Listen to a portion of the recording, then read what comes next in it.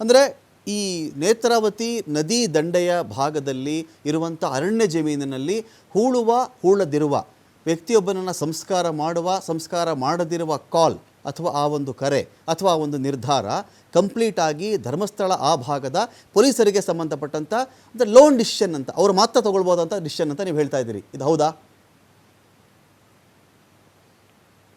ಖಂಡಿತವಾಗಿ ನಾನು ಆಗಲೇ ಹೇಳಿದ್ದೇನೆ, ಪರಿಸರ ಮತ್ತು ಪರಿಸ್ಥಿತಿಯ ಅನುಗುಣವಾಗಿ ನಿರ್ಧಾರವನ್ನು ತಗೊಳ್ತಾ ಇದ್ರು.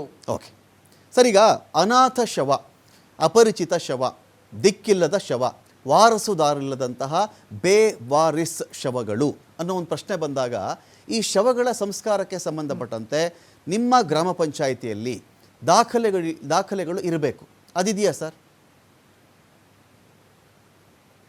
ಖಂಡಿತ, ಬಹಳ ಒಳ್ಳೆಯ ಪ್ರಶ್ನೆ. ಯಾಕಂತೇಳಿದರೆ ಈ ದಾಖಲೆಗಳ ಆಧಾರವೇ ಮುಂದಿನ ದಿನದಲ್ಲಿ ದಾಖಲೆಗಳು ಮಾತನಾಡುವಂಥದ್ದು. 1986-87ರಿಂದ ಗ್ರಾಮ ಪಂಚಾಯತ್ ರಾಜ್ ವ್ಯವಸ್ಥೆ ಪ್ರಾರಂಭ ಆಗಿದ್ದಲ್ಲಿಂದ 2025ರವರೆಗೂ ಕೂಡ ಅನಾಥ ಶವ ಅಂತ ಹೇಳುವಂತಹ UDR ಪೊಲೀಸಿನ ಕೋರಿಕೆಯ ಮೇಲೆ ಏನೆಲ್ಲ ಶವ ದಫನಗಳಾಗಿದೆಯೋ ಅದರ ಎಲ್ಲ ದಾಖಲೆಗಳು ಕೂಡ ಗ್ರಾಮ ಪಂಚಾಯತಿನಲ್ಲಿ ಇದೆ ಸರ್. ನಿಮ್ಮ ದಾಖಲೆ ಅಂದರೆ ಸರ್, ಈಗ ನಾನು ಮಾಹಿತಿ ಕೇಳ್ತಾ ಇದ್ದೀನಿ, ಯಾಕಂದರೆ ಇದು ಇಂಥ ಒಂದು ಕಾರ್ಯಕ್ರಮ ಬರೀ ಏನೋ ಒಂದು ಚರ್ಚೆ, ಒಂದು ಮಾತುಕತೆ, ಒಂದು ಹರಟೆ ಅಲ್ಲ ಸರ್. ಇದು ಒಂದು ಮಾಹಿತಿ ಕಾರಣದಿಂದ ಕೂಡ ಬಹಳ ಇಂಪಾರ್ಟೆಂಟ್ ಆಗುತ್ತೆ. ಒಂದು ಗ್ರಾಮ ಪಂಚಾಯಿತಿಯ ದಾಖಲೆಯಲ್ಲಿ ಒಂದು ಅನಾಥ ಶವ ಸತ್ತು ಹೋಯಿತು, ಅನಾಥವಾಗಿರ್ತಕ್ಕಂಥ ಒಂದು ಹಣ ಸಿಕ್ಕಿದೆ ಅಂತ ಬಂದಾಗ ನೀವು ನಮೂದು ಮಾಡ್ಕೊಳ್ಳೋಂಥ ಅಂಶಗಳೇನು? ಅನಾಥ ಶವಕ್ಕೆ ಸಂಬಂಧಪಟ್ಟಂತೆ ಏನೇನು ನೀವು ಮೆನ್ಷನ್ ಮಾಡ್ಕೋತೀರಾ ರೆಕಾರ್ಡ್ಸಲ್ಲಿ ಅಂತ? ಮುಖ್ಯವಾಗಿ ಆ ಪೊಲೀಸ್ ಇಲಾಖೆಯಿಂದ ಒಂದು ವಿನಂತಿ ಬರ್ತದೆ. ಇಂತಹ ಅನಾಥ ಶವ, ಇಂತಹ UDRನ ನಂಬರ್ ಇರುವಂತಹ ಅನಾಥ ಶವ, ಅದರ ದಫನದ ಕಾರ್ಯವನ್ನು ಪಂಚಾಯತಿನಿಂದ ಕ್ರಮ ಕೈಗೊಳ್ಳುವರೆ ವಿನಂತಿಸಲಾಗಿದೆ ಅಂತ ಹೇಳುವಂಥದ್ದು ಠಾಣಾಧಿಕಾರಿ ನಮಗೆ ಮಾಹಿತಿಯನ್ನು ಕೊಡ್ತಾರೆ, ಲೆಟ್ರ್ ಕೊಡ್ತಾರೆ. ಅದರಲ್ಲಿ ಅವರ ಸೀಲು, ಸೈನು, ದಿನಾಂಕಗಳು ಎಲ್ಲವೂ ಇದೆ. ಅದಾದ ಬಳಿಕ ನಾವು ಅದನ್ನು ದಾಖಲೀಕರಣ ಮಾಡಿಕೊಂಡು ನಮ್ಮ ಸ್ಥಳೀಯ ಕೂಲಿಯಾಳುಗಳನ್ನು, ಆ ಸಾಂದರ್ಭಿಕ ಕೂಲಿಯಾಳುಗಳು, ಅದಕ್ಕಂತಲೇ ಇಲ್ಲಿ ಪರ್ಟಿಕ್ಯುಲರ್ ಆಗಿ ಯಾವುದೇ ಕೂಲಿಯಾಳುಗಳನ್ನು ಇಟ್ಟುಕೊಳ್ಳುವ ವ್ಯವಸ್ಥೆ ಇಲ್ಲ, ಅವರನ್ನು ಉಪಯೋಗಿಸಿಕೊಂಡು ಪಂಚಾಯಿತಿಯ ಒಬ್ಬ ಸಿಬ್ಬಂದಿ ಅವರನ್ನು ಕರ್ಕೊಂಡು ಹೋಗ್ತಾರೆ. ಕರ್ಕೊಂಡು ಹೋಗಿ ಪೊಲೀಸರ ಸಂಪರ್ಕಕ್ಕೆ ನಾವು ಹೋಗ್ತೇವೆ. ಪೊಲೀಸರವರು ಆ ಶವವನ್ನು ತಗೊಂಡು ಬಂದು ಅವರು ಹೇಳಿದಂತಹ ಜಾಗದಲ್ಲಿ ನಮ್ಮ ಕೂಲಿಯಾಳುಗಳು ಅದಕ್ಕೆ ಬೇಕಾದಂಥ ಅವರು ಹೇಳಿದಂಥ ಮಾಪನದಲ್ಲಿ ಗುಂಡಿಯನ್ನು ತೆಗಿತಾರೆ.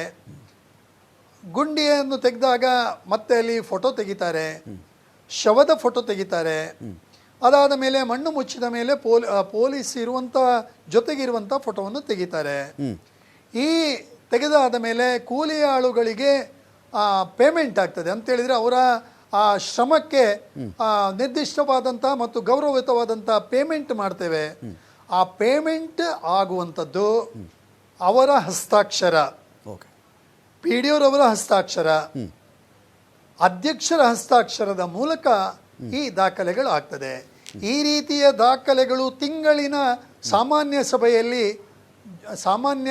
ಸಭೆಯ ಹಾಜರಿರುವಂಥ ಎಲ್ಲ ಸದಸ್ಯರ ಗಮನಕ್ಕೆ ಕೊಡ್ತೇವೆ. ಅದಾದ ಮೇಲೆ ವಾರ್ಷಿಕವಾದಂಥ ಆಡಿಟ್ನಲ್ಲಿ ಇದೆಲ್ಲವೂ ಮರುಪರಿಷ್ಕರಣೆ ಆಗ್ತದೆ. ಎಲ್ಲವನ್ನು ನೋಡಿಕೊಂಡು ಏನು UDRನ ರಿಕ್ವೆಸ್ಟ್ ಲೆಟರು, ಪಂಚಾಯತಿನಿಂದ ಅದಕ್ಕೆ ಕೊಟ್ಟಂತಹ ಮೊಬಲಗು, ಆ ಎಲ್ಲ ಲೆಕ್ಕಾಚಾರಗಳು ಕೂಡ ಆಡಿಟ್ ಆಗ್ತದೆ ಸರ್. ಇಷ್ಟು ದಾಖಲೆಗಳು ಗ್ರಾಮ ಪಂಚಾಯತಿನಲ್ಲಿ ಇದೆ. ಡೆಡ್ ಬಾಡಿಯ ಫೋಟೋ, ಮುಖಚಹರೆ, ಮೇಲಿದ್ದಂಥ ಗುರುತುಗಳು, ಒಡವೆ, ಅಚ್ಚೆ ಗುರುತು, ಇವ್ಯಾವಾದರೂ ಗ್ರಾಮ ಪಂಚಾಯಿತಿ ಬಳಿಯಲ್ಲಿ ಇರಬಹುದಾದ ದಾಖಲೆಗಳಾಯಿತು, ಇದ್ಯಾವುದಾದ್ರು ಇರುತ್ತಾ ನಿಮ್ಮ ಬಳಿಯಲ್ಲಿ? ಸರ್, ಇದು ಕಂಪ್ಲೀಟ್ ಪ್ಯೂರ್ಲಿ ಪೊಲೀಸ್ ಇಲಾಖೆಗೆ ಸಂಬಂಧಪಟ್ಟಂಥ ವಿಷಯ. ಯಾಕಂತೇಳಿದರೆ ನಮಗೆ ಅದು ಅನಾಥ ಶವ ಆಗಿ ಎಲ್ಲ ಪ್ರಕ್ರಿಯೆಗಳು, ಪೋಸ್ಟ್ಮಾರ್ಟಮು ಅಥವಾ ಏನೇನು ಪ್ರಕ್ರಿಯೆಗಳಾಗಿ ಆಸ್ಪತ್ರೆಯಲ್ಲಿ ಪ್ಯಾಕ್ ಆದ ಮೇಲೆ ಬರುವಂಥ ಶವ, ಈ ಯಾವ ದಾಖಲೆಗಳು ಅಥವಾ ಯಾವ ವಸ್ತುಗಳು ಕೂಡ ಗ್ರಾಮ ಪಂಚಾಯಿತಿಯ ಗಮನಕ್ಕೂ ಬರುವುದಿಲ್ಲ, ನಮ್ಮ ದಾಖಲೀಕರಣದಲ್ಲಿ ಇರುವುದಿಲ್ಲ, ನಮಗೆ ಅದರ ಆಸಕ್ತಿಯೂ ಇಲ್ಲ. ಓಕೆ.